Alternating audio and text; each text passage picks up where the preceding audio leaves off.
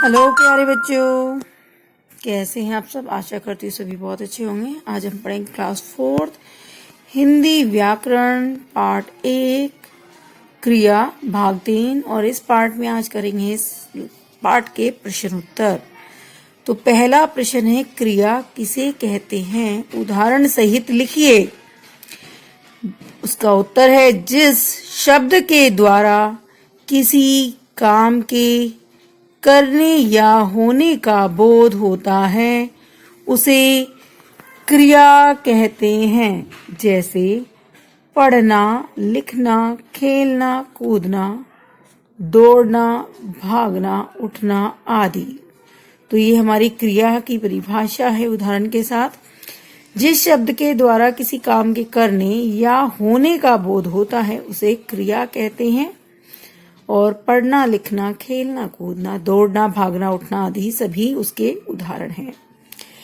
दूसरा प्रश्न है, कर्म के आधार पर क्रिया के कितने भेद होते हैं। तो जो क्रिया के भेद होते हैं वो दो चीजों के आधार पर होते हैं। एक तो कर्म और दूसरा रचना, यानी कि उसकी संरचना होती है वो किस आधार पे। तो दो अलग अलग भेद हैं। कर्म के आधार पर 2 भेद होते हैं और रचना के आधार पर 3 भेद होते हैं।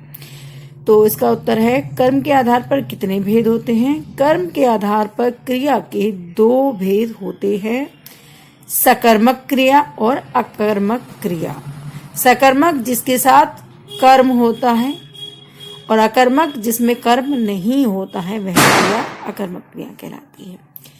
तीसरा प्रश्न है, रचना के आधार पर क्रिया के कितने भेद होते हैं। तो रचना के आधार पर क्रिया के 3 भेद होते हैं, संयुक्त क्रिया, सहायक क्रिया और नाम धातु क्रिया। ठीक है, ये 3 भेद हो गए। अंतिम प्रश्न है, सकर्मक क्रिया और अकर्मक क्रिया में अंतर बताइए। सकर्मक क्रिया क्या होती है, जिस क्रिया के साथ कर्म की आवश्यकता होती है वह सकर्मक क्रिया कहलाती है। जैसे अमन ने पत्र लिखा, अमन ने क्या लिखा, पत्र लिखा। तो ये पत्र जो शब्द है हमारा कर्म है। दूसरा है अकर्मक क्रिया, जिस क्रिया के साथ कर्म की आवश्यकता ना हो वह अकर्मक क्रिया कहलाती है। जैसे पवन खेलता है, पवन क्या खेलता है की जगह यहाँ प्रश्न जो होगा वो हमारा कौन खेलता है, पवन खेलता है। तो ये हमारे प्रश्न उत्तर हो गए। ये आपको अपनी कॉपियों में साफ सुंदर राइटिंग में करने हैं। ये लेसन आपका कंप्लीट हो गया है।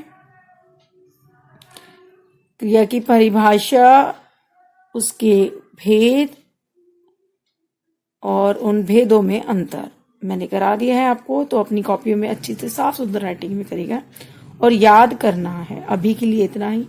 बाय बच्चों।